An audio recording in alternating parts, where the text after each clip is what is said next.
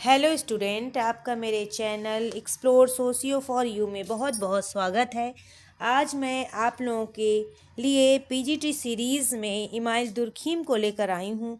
Email Durkheim जो very very important है आप लोगों के कॉन्सेप्ट, आप लोगों के पीजीटी एग्ज़ाम के लिए जो बहुत इम्पॉर्टेंट है। आप जानते हैं पीजीटी एग्ज़ाम टल गई है, लेकिन फिर भी हमें तैयारी करना बंद नहीं करना चाहिए, अपनी तैयारी कंटिन्यू रखना चाहिए। पता नहीं कब आयोग का मूड बदले और वो एग्ज़ाम के लिए तुरंत ही तत्पर हो जाए और नोटिस जारी कर दे कि अब उस दिन एग्ज़ाम होगा या इस महीने इस डेट में एग्ज़ाम होगा। तो इसलिए हम लोगों को तैयारी करते रहना चाहिए। बच्चों, मैं आप लोगों के वीडियो के लिए या आप लोगों को ये कॉन्सेप्ट देने के लिए मैं बहुत मेहनत की हूँ। ये देखिए मेरे नोट्स हैं, 30/6/2021 में मैंने लिखा था और ये नोट्स आप लोगों के लिए बहुत हेल्पफुल रहेगा। चलिए आइए देखते हैं इमाइल दुर्खिम को। इमाइल दुर्खिम सामाजिक सुदृढ़ता और एकता के लिए बहुत फेमस हैं। उनका जन्म 1858 में फ्रांस में हुआ था। 1917 में उनकी मृत्यु हो गई थी। अलेक्स हिंकेल्स ने Auguste Comte, Herbert Spencer, Emile Durkheim, Max Weber, इन चारों को समाजशास्त्र के संस्थापक के रूप में माना है। फ्रांस ने सामाजिक विचारकों में दुर्खिम को समन्वयात्मक संप्रदाय के मानने वाले हैं। दुर्खिम काम्टे का उत्तराधिकारी के रूप में जाना जाता है। काम्टे से दुर्खिम ने बहुत से विचार ग्रहण किए हैं। फ्रांस के सुप्रसिद्ध समाजशास्त्री इमाइल दुर्खिम का जन्म 15 अप्रैल 1858 को फ्रांस एपिनल नामक कस्बे में हुआ था। बचपन से प्रखर बुद्धि व विशेष योग्यता और सफलता के कारण माध्यमिक कक्षाओं में सफलता प्राप्त की। विषय नीति शास्त्र, तर्कशास्त्र, मनोविज्ञान, दर्शन शास्त्र, अर्थशास्त्र, लोक मनोविज्ञान, सांस्कृतिक मानवशास्त्र भी अध्ययन किया है। 1887 में दुर्खिम पेरिस के बोर्डियास विश्वविद्यालय में आपकी नियुक्ति हुई। 1896 में दुर्खिम की समाजशास्त्र का विभागाध्यक्ष बनाया गया। 1893 में पेरिस विश्वविद्यालय से डॉक्टरेट की उपाधि the division of labour in society प्राप्त हुई। डेविड इमाइल दुर्खिम, इनकी कृति सिद्धांत बुक। चलिए देखें इनकी क्या है। कानून एवं एकता, दो प्रकार के कानून होते हैं। आप जानते हैं कि कानून एवं एकता के बारे में दुर्खिम ने कहा है अपने the division of labour in society में दो प्रकार के कानून उन्होंने बताए हैं, दमनकारी कानून और यांत्रिक कानून।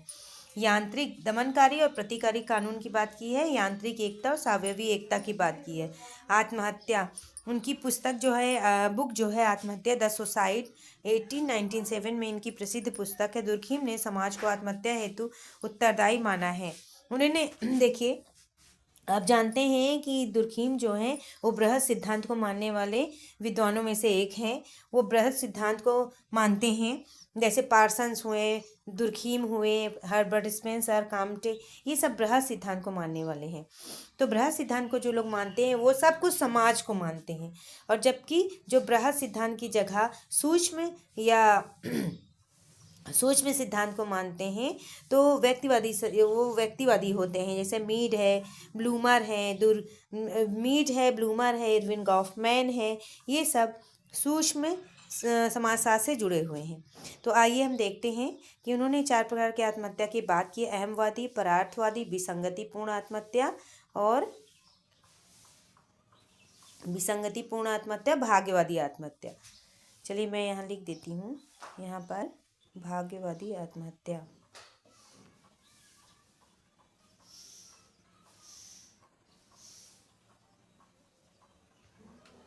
भाग्यवादी आत्महत्या की बात इसमें की गई थी।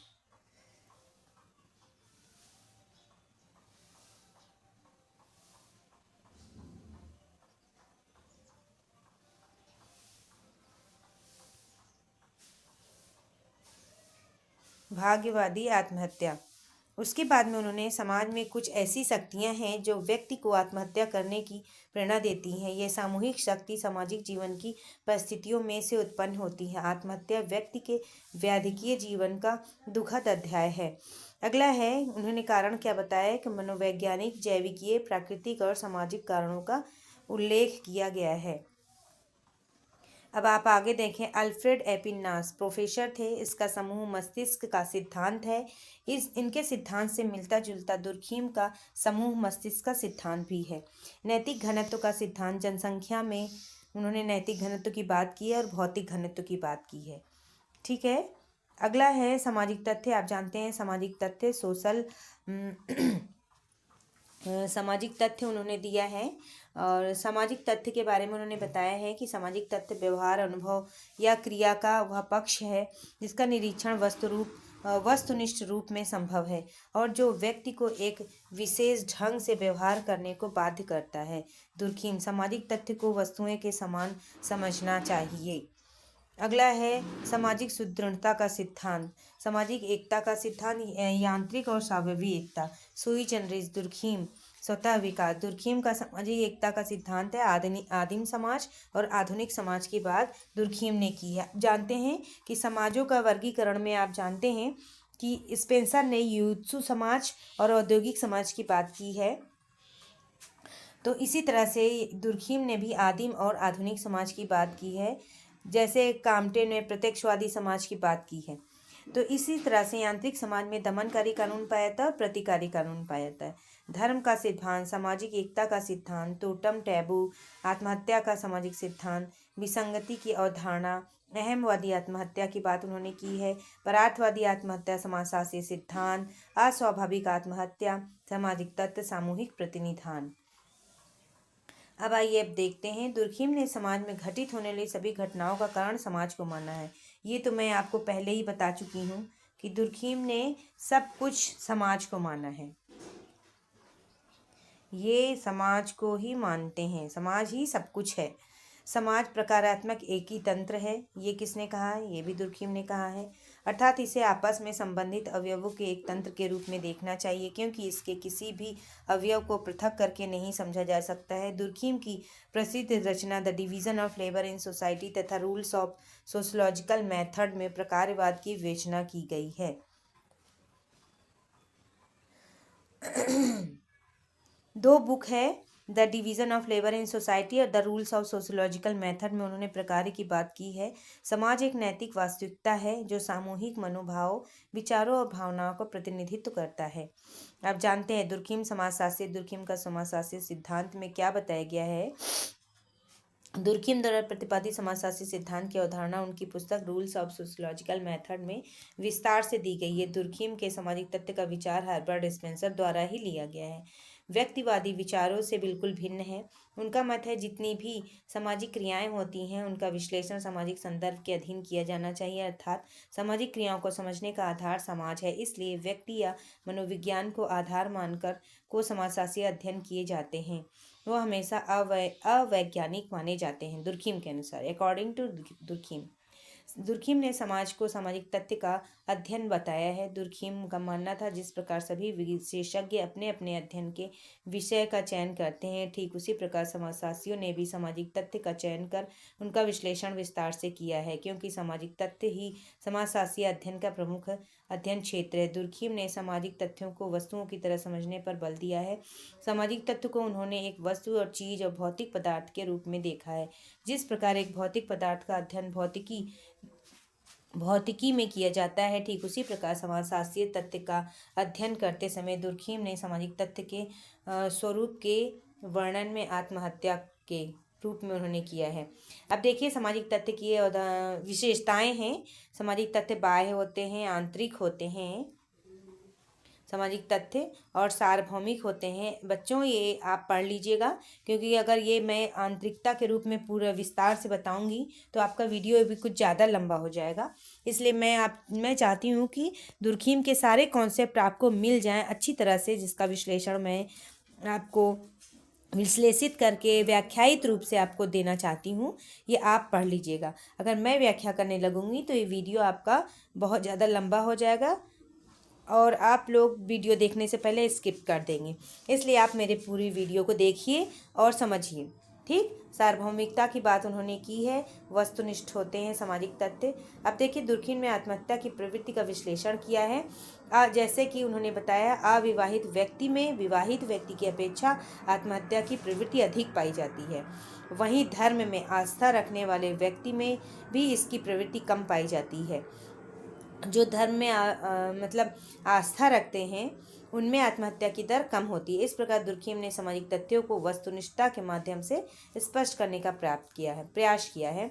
दुर्खिम का आत्महत्या का सिद्धांत आप जानते हैं, उसका कारण उन्होंने व्यक्तिगत घटना न मानकर सामाजिक घटना माना है आत्महत्या को। आत्महत्या का सिद्धांत कैसा है, ये बहुत इंपॉर्टेंट है बच्चों, आप इसको नोट भी कर लीजिएगा कहीं भी। जैसे आत्महत्या का जो सिद्धांत है वो मनोवैज्ञानिक है, जीव विज्ञान है, आनुवांशिक विज्ञान है और भौगोलिक कारकों पर आधारित है। इसे सिद्ध करने के लिए उन्होंने अनुभाविक साक्ष्य प्रस्तुत भी किए हैं। अब देखें, आत्महत्या संबंधी सिद्धांत के विचार निम्नलिखित है। समाज की धार्मिक, सामाजिक, राजनीतिक एकात्मकता जितनी अधिक होगी, आत्महत्या की संख्या उतनी ही कम होगी। आत्महत्या सामाजिक क्षीण व्यवस्था का परिणाम होती है। आत्महत्या को दर, आयु, लिंग, धर्म, निवास स्थान, वैवाहिक स्थिति, पारिवारिक संरचना आदि के अनुसार भिन्न भिन्न होती है। आत्महत्या का संबंध किसी व्यक्ति से नहीं बल्कि पूरे समाज से भी होता है। अब प्रकारवाद की बात आप जानते हैं, दुर्खिम का जो प्रकारवाद है वो स्पेंसर के प्रकारवाद से ही प्रभावित माना जाता है। The division of labour in society और the rules of sociological method में उन्होंने प्रकार की बात की है। प्रकार किसे कहते हैं? दुर्खिम के अनुसार किसी भी इकाई द्वारा उससे संबंधित व्यवस्था को बनाए रखने के लिए दिया जाना योगदान ही प्रकार कहलाता है। अब दुर्खिम ने क्या बताया है, प्रकार शब्द का प्रयोग दो अर्थों में उन्होंने किया है। इसका प्रयोग जीवन देने वाली गतिविधियों की व्यवस्था करने के रूप में किया जाना चाहिए और दूसरा संपूर्ण व्यवस्था में इसकी आवश्यकता के रूप में किया जाना चाहिए। दुर्खिम ने समाज को एक जीवधारी के रूप में की भांति ही माना है। जिस तरह से स्पेंसर ने जीवधारी के बारे में रूप में समाज को माना, इसी तरह से दुर्खिम ने भी माना है। दुर्खिम ने प्रत्यक्ष और अप्रत्यक्ष प्रकार की अवधारणा भी विकसित की है। इस प्रकारवाद के लिए स्पेंसर का प्रभाव, स्पेंसर के प्रकार किसी इकाई व अवलोकित परिणाम है जो व्यवस्था के अनुकूलन और समायोजन में योगदान दिया है। दुर्खिम के प्रकार का क्या है? धर्म है, अपराध है और श्रम विभाजन है। दुर्खिम ने प्रकार को स्पष्ट करने के लिए धर्म, अपराध और श्रम विभाजन के प्रकारों को उदाहरण के लिए वे लिखते हैं कि प्रत्येक सामाजिक घटना का कोई ना कोई प्रकार अवश्य होता है। धर्म के प्रकार क्या क्या हैं? उन्होंने क्या किया है, उसने ऑस्ट्रेलिया के रुंटा जनजाति का अध्ययन करके दुर्खिम ने धार्मिक धारणाएं सामाजिक जीवन में मजबूत कारक प्रदान करती हैं। सामाजिक व्यवस्था में यह मांग है कि व्यक्ति अपने अंदर समाज का अनुभव करे। आपको समाज का अनुभव अपने अंदर करना चाहिए, समाज पर अपनी निर्भरता अनुभव करे और अपने उन दायित्वों को समझे जो समाज को दृष्टि से मौलिक है। ठीक, अपराध के प्रकार, दुर्खिम ने अपने प्रकार में अपराध प्रकार का भी उल्लेख किया गया है। इसे सामाजिक प्रकृति मानते हैं। इनका मानना है कि समाज में सामाजिक एकीकरण, समाज में विघटन की प्रवृत्ति के कारण मौजूद होते हैं। विघटन, अलगाव की प्रवृत्ति, सामाजिक विकृति अपराध जैसे पदार्थ को प्रोत्साहित करती है। पहला नियम दमनकारी विषय होता है जो प्रवृत्तियां रूप जन्म देता है, क्योंकि अपराध सामूहिक अंतःकरण के लिए अभाव होता है। यहाँ दूसरे प्रकार के नियम प्रतिबंधात्मक होते हैं। प्रतिबंधात्मक, जो किसी गलत कार्य होने में व्यवस्था को बनाए रखते हैं, कार्य होने पर व्यवस्था को बनाए रखते हैं। श्रम विभाजन के प्रकार, दुर्खिम ने अपनी पुस्तक में श्रम विभाजन के प्रकारों का उल्लेख किया है। श्रम विभाजन समाज की दो प्रमुख कार्यात्मक है। एक तो यह कि व्यक्तिवादी धर्म समूहों को अलग अलग प्रकार की अनेक कार्यों के अवसर पर विभाजित कर देता है। ये थोड़ा ब्लर हो गया है, आप इसको देख लीजिएगा बच्चों। और दुर्खिम ने समाजशास्त्रीय परंपराएं किसमें की है? The division of labour in society, समाजशास्त्रीय परंपरा पारंपरिक समाजों के अंदर दिखाते हुए यह प्रतिपादित किया है कि आधुनिक समाज यहाँ श्रम के विशेषीकरण पर आधारित है। तो इस तरह से आप ये वीडियो को अच्छी तरह से देख लीजिएगा और पढ़ लीजिएगा। अब इनकी कुछ बुक्स हैं। प्रिमिटिव क्लासिफिकेशन 1903 में इन्होंने मार्शल मॉस के साथ में लिखा है प्रिमिटिव क्लासिफिकेशन।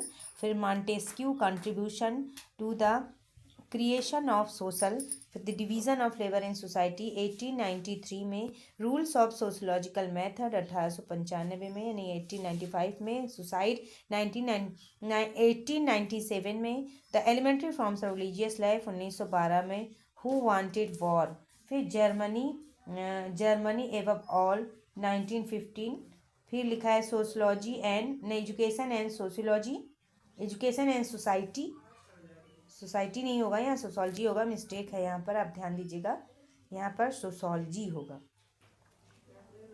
सोसाइटी की बात उन्होंने नहीं की है, सोशोलॉजी की बात की है, ठीक है। सोशलॉजी एंड फिलॉसफी 1924 में, एजुकेशन मोरल 1925 में, सोशलिज्म 1928 में, फिर लिखा है who wanted war, Germany above all 1915 में, पैरामेटिज्म एंड सोशलॉजी 1955 में। तो ये रहा आपका, ये रही आपकी वीडियो, आप देख लीजिएगा बच्चों, और वीडियो को अच्छी से विजुलाइज कर लीजिएगा, दोबारा पढ़ लीजिएगा, तो आपको लिए ये बहुत हेल्पफुल होगा, ठीक है बच्चों।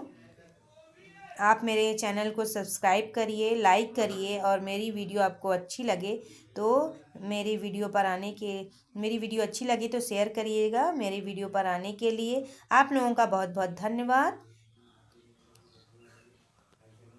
थैंक यू सो मच बच्चों, थैंक यू सो मच।